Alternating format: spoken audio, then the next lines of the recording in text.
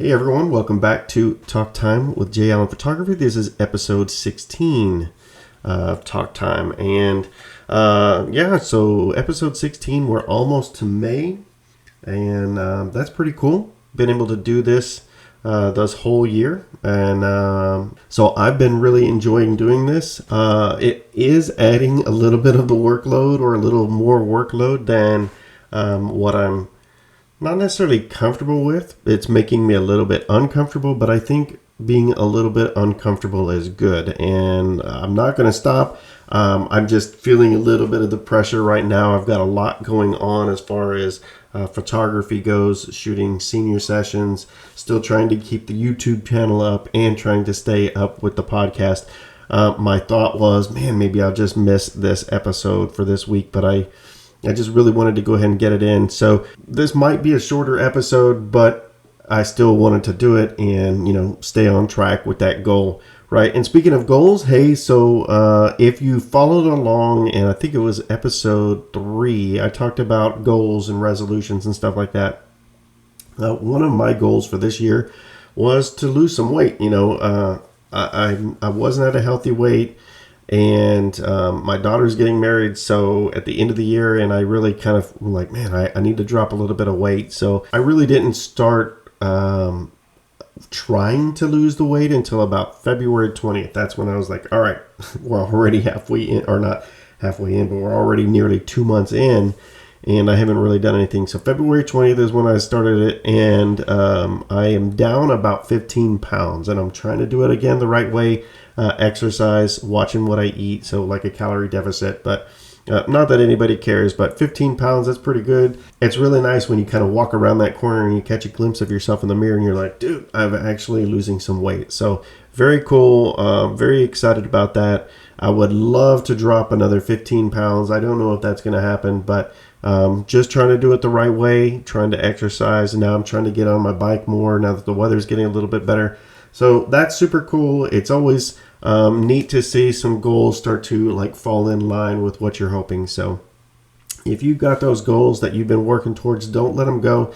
Don't set them to the side. If you've missed a couple weeks or if you're not hitting where you think you should be hitting, just keep pushing at it. I think it's important that we keep goals in sight and we maintain and do what we set out to do. Even if you fail, it's okay, but keep trying. You can always learn from failure, but you're not going to learn from quitting, I don't think. And you can, but quitting it's like final, right? Don't quit. Don't be a quitter on that kind of stuff. So make sure you have those goals set and keep pushing to those goals. Again, kind of why I'm like, I really don't have time to put this episode out today.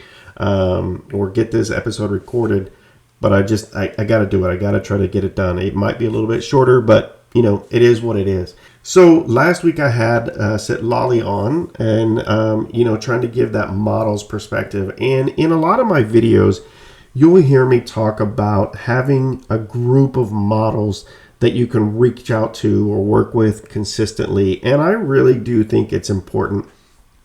So just a little bit of a history on that. When a lot of photographers first start out, and I still see it now, when people, post out on Facebook pages, hey, I'm just starting out looking for people to work with, and a lot of the advice is, hey, work with your family. And, you've got built-in people if you've got family that are willing to work with you. And that's good and all. And I think that that's important. I definitely did it, and I would still recommend that. But there is a big caveat to that. And the caveat is, unless those people are actually comfortable in front of the camera, know what they're doing in front of the camera, you're not going to get the full benefit just because you're working with somebody that's not charging you, right? And so I'm not saying anything about charging, but working with your kids, well, that will help you a little bit, but it's really not going to help you if your intent is to be a senior photographer, or if your intent is to be a wedding photographer. Working with kids, like your own kids, is only really going to me, help you more so if you're working with more kids. And, as a senior photographer, one thing that I needed to be able to do was get better at the one-on-one, get better at posing and things like that. And so what I really needed was I needed help with my posing. My posing was horrible. And I am not going to ever say that I am the best at it. I feel like even now I look at some of my poses from my senior sessions, and a lot of the poses have a tendency to feel the same or repetitive. And there's only so much you can do, but I still feel confident with my posing. So, that's kind of really where I wanted to go, was not necessarily posing, but, working with people who can help, and kind of what I've done to do that.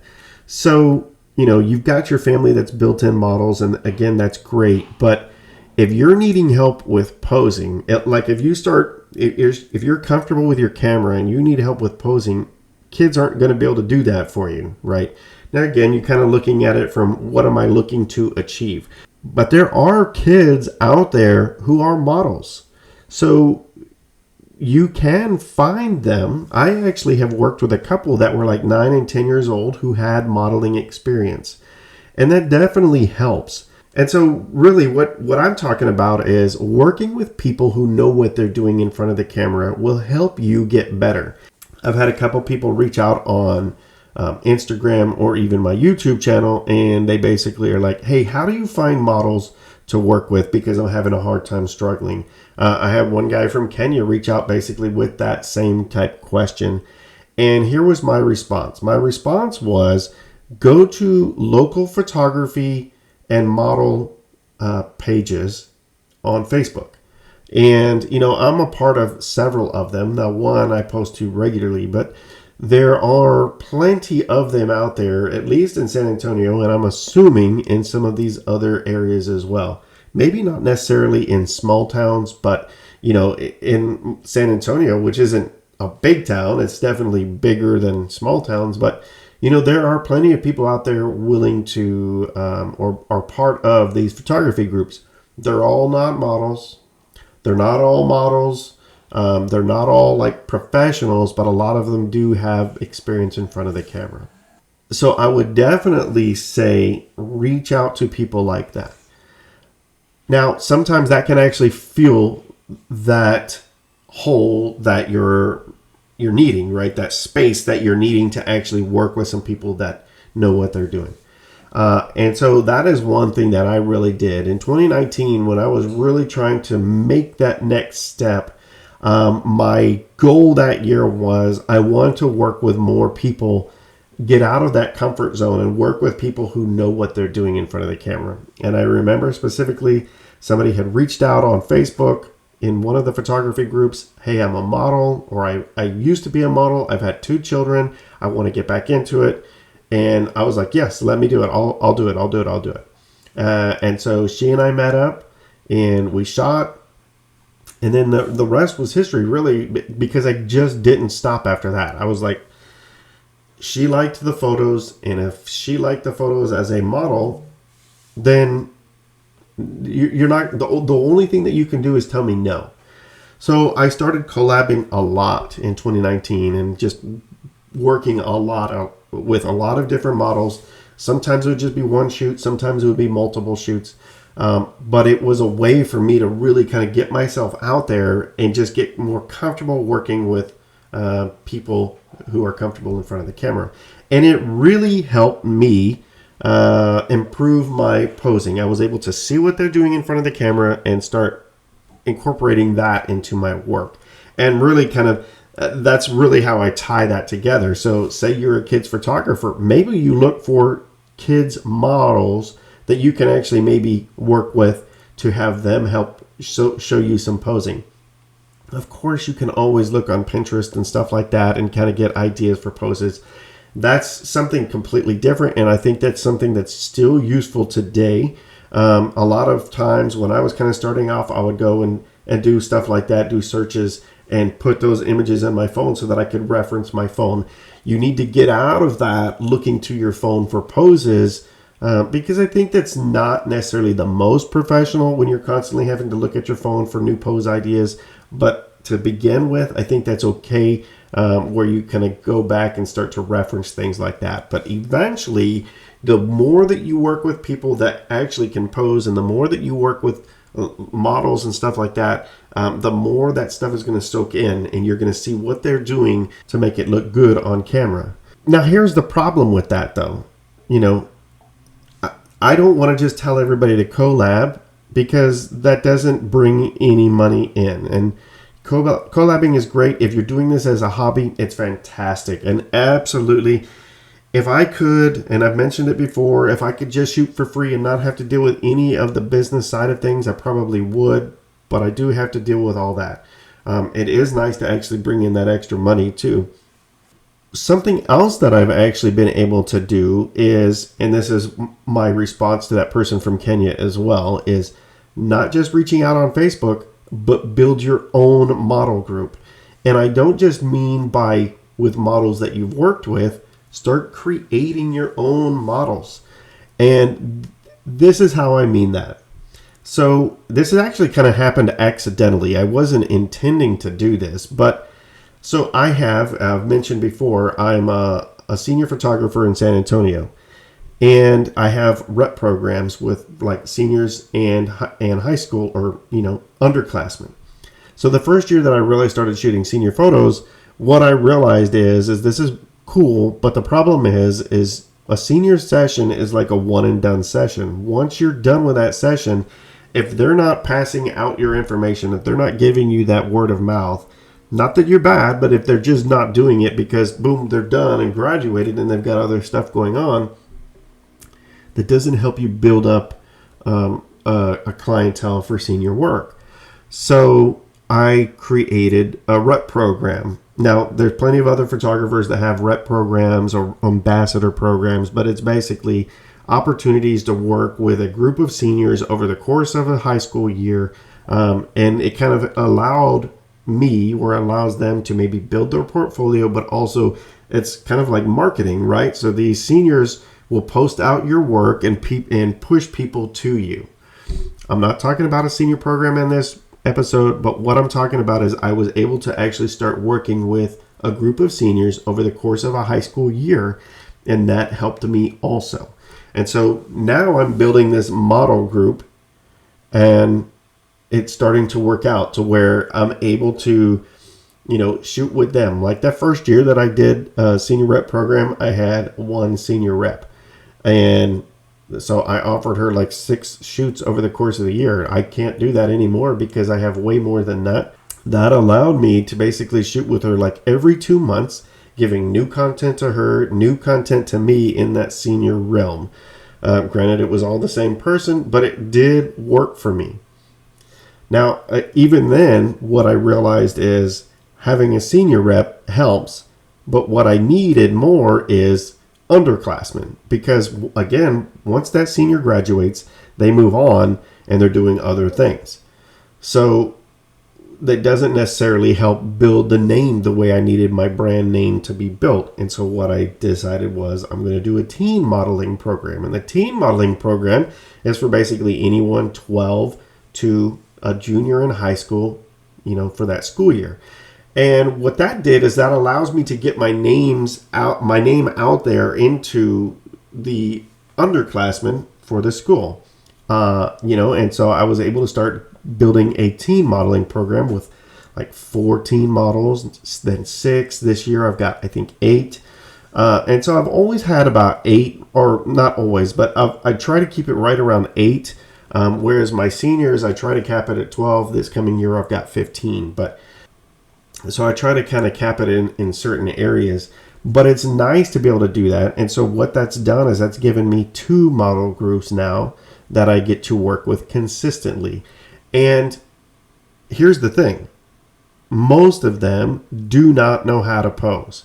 So because I've been working with models over the course of the years, I've been able to incorporate my posing with them, watching them pose, into posing with my teens and my seniors. And so over the course of the school year, these seniors and these teens get more and more comfortable posing, and they're able to actually kind of work a little bit more free in front of the camera, as opposed to me consistently telling them what to do, how to pose, and that kind of thing. And so this is where I'm saying I'm building a modeling group. Most of the people that you see on my YouTube channel, if you're following my YouTube channel, don't have like real modeling experience. A lot of them, I've kind of worked and helped mold some of that. Now, a couple of them do, and they're fantastic to work with. And I do think you see a little bit of a difference. They're just a little bit more comfortable in front of the camera. But what I've been able to do is build models, create models in a sense that I'm comfortable to work with, and they're comfortable working with me.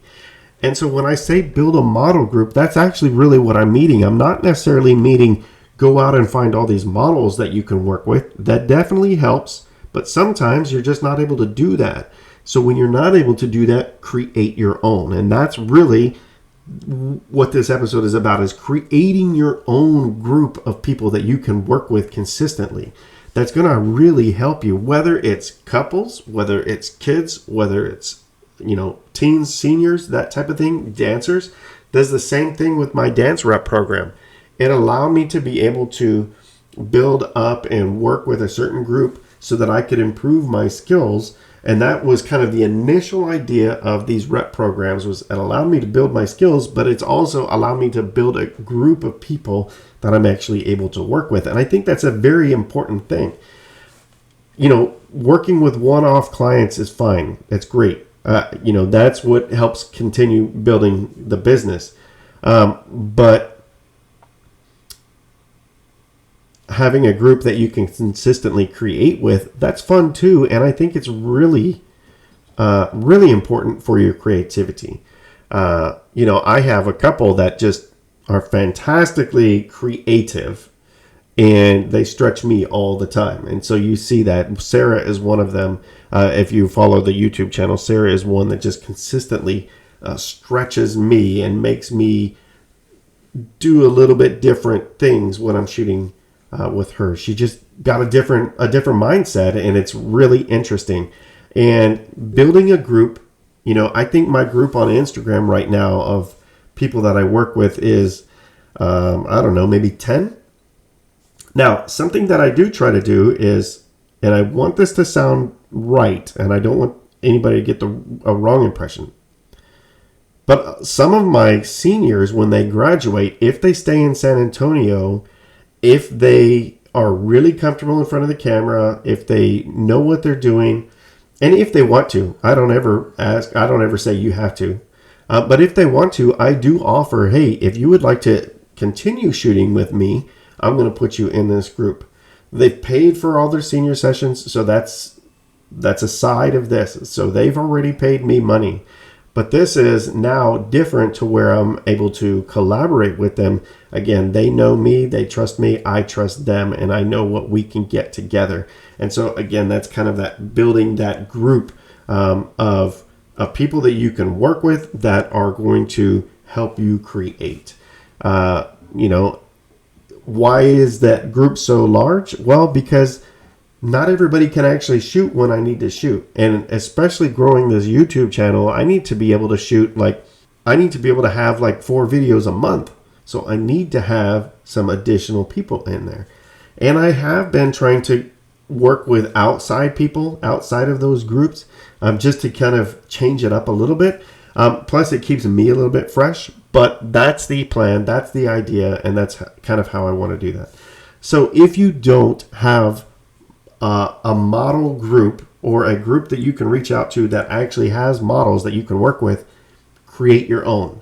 Figure out a way that you can create your own. Start working with a couple people and build their posing, build their portfolio, but it also is going to help you pose and get better. And then you consistently work with that group of people, and it's going to make you a better photographer, at least in my opinion.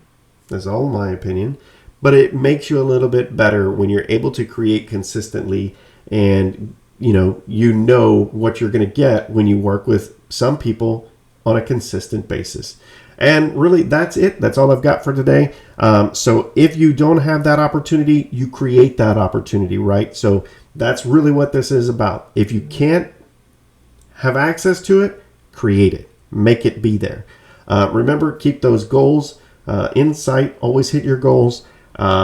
Thanks for following the podcast. I really do appreciate it. Follow the YouTube channel. Follow me on Instagram at j.allen_photographer. And until next time, keep shooting.